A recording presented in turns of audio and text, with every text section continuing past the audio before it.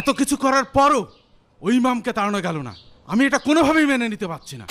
ভাই, এক কাজ করলে কিরকম হয়? কি কাজ রে?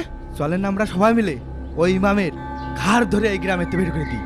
না না না না, এ কাজ কখনোই করা যাবে না। এতে আমাদের গ্রামের নাম খারাপ হবে।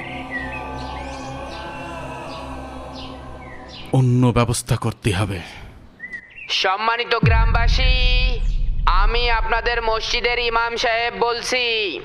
আমি সিদ্ধান্ত নিয়েছি এই রামাদানে আপনাদের গ্রামের কোনো মানুষ যদি 5 ওয়াক্ত মসজিদে এসে নামাজ আদায় করে এবং রমজান মাসে 30টা রোজা রাখে, তাকে আমি 1 লক্ষ টাকা পুরস্কার দিব।